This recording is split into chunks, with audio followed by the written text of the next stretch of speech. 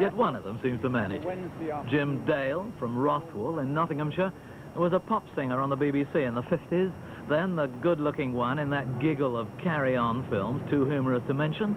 Now he's better known here than in Britain, for he was Barnum in their evocative circus music. That was where Barnum was playing. That's right, the St. James Theatre. So that's your peak of your professional existence up to now, huh? Yeah, absolutely, yes. It was, I can't explain how I felt that when we first opened on Broadway and had the audience reacted in a way that I'd never seen an audience react before. They just stood up and they wouldn't leave the theatre.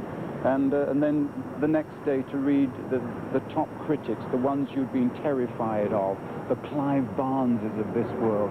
The critics were the most absolutely unanimous in their approval of the whole show and the wonderful cast that we had, and it was a joy. Now, you were a singer, you were a carry-oner. Yes. I mean, you carried on to some effect for some years. Yeah. What brought you over here? Why did you come to did you come to the States for Barnum, or did Barnum come out of your availability here? I first came over here in 1974 with the Young Vic. Oh, yeah. I came over with Jane Lapatere. We did Taming of the Shrew at the Brooklyn Academy of Music, and French Without Tears and Scapino.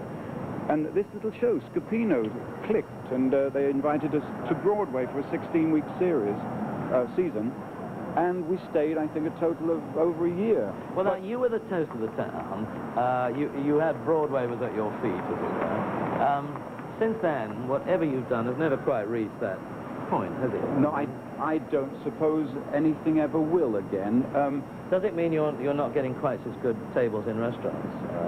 That's never bothered me at all. But is it true? I mean, do they... I really don't go out that much to eat, but They don't suddenly say Jim Who, like they say Alan Who, you know. Oh, no, I tell you what they do say. Two women were walking out of my wife's gallery the other day, and I was in there, and I opened the door to let them out, and she looked at me, she said, thank you, and then as she went out, she turned to her friend and said, you know, the woman who owns this gallery, she's married to Barnum.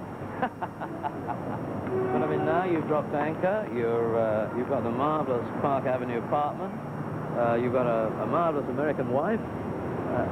Carry On is a long way away. Absolutely, but I have to look back on those carry-ons with fondest memory, because, you know, you learn your trade all through your life in show business. That particular vehicle, the carry-on films, it taught me to work with the most wonderful, talented comedic people, and I'm sure a lot of that is what rubs off on the stage out here.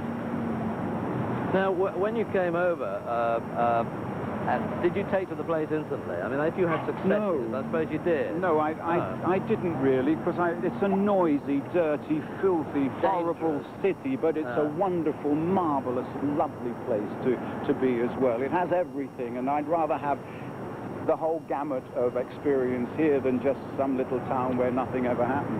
Anyhow, that was 44th Street, and now this is Times Square, and we're coming up to Broadway, to which we always give our regards. But Broadway today, like Leicester Square, has become a bit tatty, hasn't it? A bit Absolutely. sleazy. Even more than Leicester Square. I mean, this is the place where you don't come down here you don't stay around here after the show. You get a cab if you can, and you get out of the area. It's pretty sleazy, especially at night. There's still those sort of cinemas, the X-rated cinemas, what have you, the pornography parlors, you name it, it's all here. I suppose it has to be in somewhere in any city if you allow it. Now, as a Brit coming over here and operating, doing your own thing here, do you find you get instant credit? Do they assume that you're going to speak well, that you're going to be a good actor, that you're going to be professional? Are they fond of the Brits? Yes, they are very, very fond. If you're a British actor, they do expect more from you, I think, because they know, or they expect you've had the experience in repertory, which means a lot more experience than the average young American actor has. You have a chance in England of appearing in 3, 4, 5 different plays every month or every year. Over here, the young actor, you know, he'll spend his time auditioning a lot, perhaps being in one off-Broadway play and then waiting around for months and months for another job. He doesn't get the experience that our actors get, or the training. And so I've noticed there's a great deal of respect for all of us over here.